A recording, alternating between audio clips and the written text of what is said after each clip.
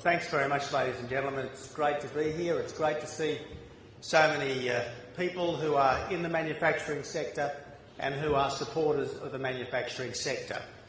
I want to make it very clear at the outset that a strong and vibrant manufacturing sector is essential to the prosperity of our country. An Australia without a strong and dynamic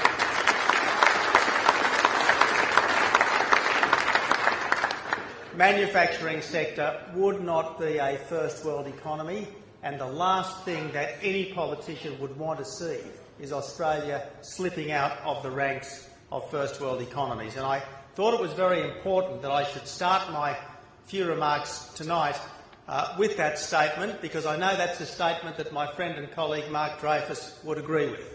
We want Australia to be a dynamic manufacturing economy. Not just a manufacturing economy. We'll have an agricultural sector, we'll have a resources sector, we'll have a services sector, we'll have a financial sector, and that's good. And may they grow. But let us never lose the manufacturing sector, and I think Mark would say amen to that.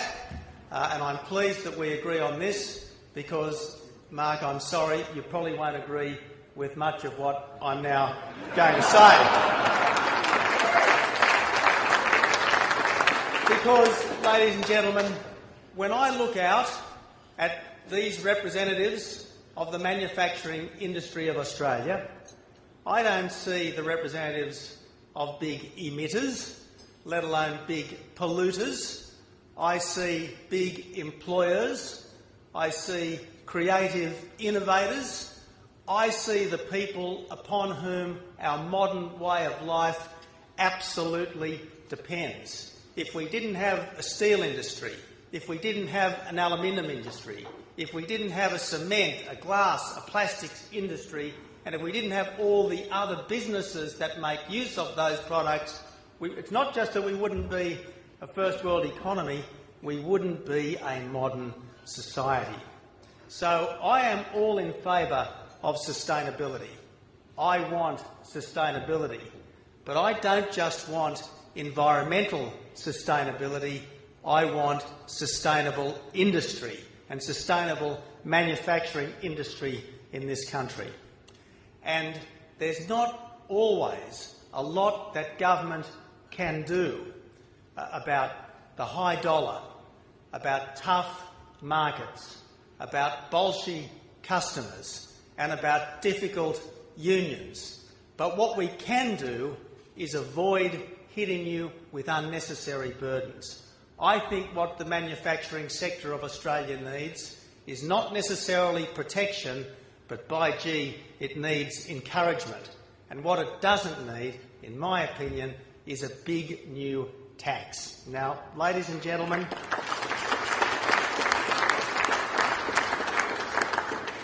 I am not normally party political at gatherings like this, because I know you didn't really come here to listen to politicians. You came here for fellowship and to celebrate the achievements of the best of your industries, and that's great. But I do think it is important that you know where the respective political parties of our country stand. And you've heard from Mark, you've heard from the Industry Minister. They want to inflict additional costs on your industries. Now, they say it's in a good cause, and I accept that it is a very good cause to reduce our emissions, but in my opinion, there are smart ways to reduce emissions and there are dumb ways to reduce emissions, and reducing emissions by penalising manufacturing industries is very much the dumb way to go about this. Let's be clear, a carbon tax or emissions trading scheme is designed to change the way our economy works. It is designed to make it much more expensive and much more difficult to do things that require large amounts of energy. That means steel is more expensive, aluminium is more expensive, cement is more expensive, glass, plastics, motor manufacturing, all more expensive because they're all very emissions intensive. They all require vast amounts of power, and vast amounts of power means burning vast amounts of coal or vast amounts of gas. You just can't get away from that. You cannot have a solar-powered steel mill. You cannot have a wind-powered motor manufacturing plant. You just can't do it. You need base load power in vast quantities, and that means coal and that means gas. And under a carbon tax or emissions trading scheme, that means your costs go up. Now, ladies and gentlemen, if we have a carbon tax or an emissions trading scheme, we aren't going to use less steel, less aluminium, less plastics, less cement, less glass, but we will use a lot less Australian steel, glass, plastic, cement and so on. We will still use it, but it will be imported. Maybe we won't use as much because we won't be as wealthy, but that which we use and which we must use to maintain our economic circumstances will come from overseas. So, ladies and gentlemen, that's my simple message tonight. There is a government which sincerely and honestly wants to, in the name of sustainability, increase manufacturing industry's costs, and there's a coalition which sincerely wants to improve the environment but which doesn't believe the right way to do it is to increase your costs. I think that the manufacturing sector is at a bit of a crossroads at the moment.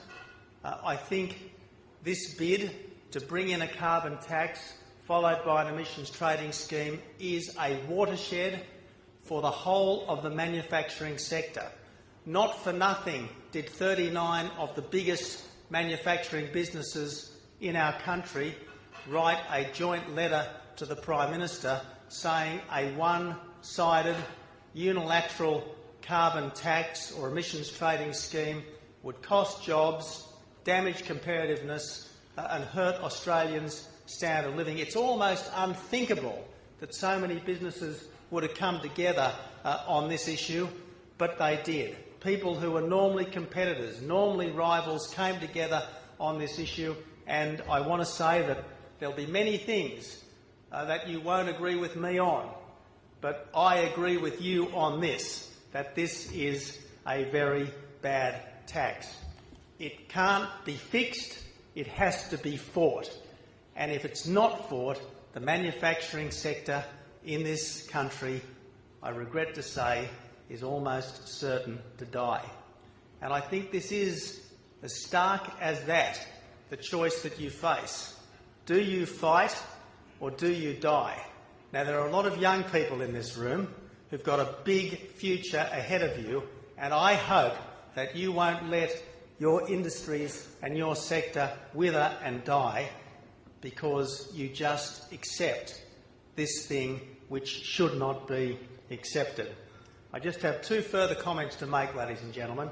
The first comment is I am very confident that in 25 years' time and in 50 years' time there will still be a vibrant manufacturing sector in this country because I don't believe there will be a carbon tax.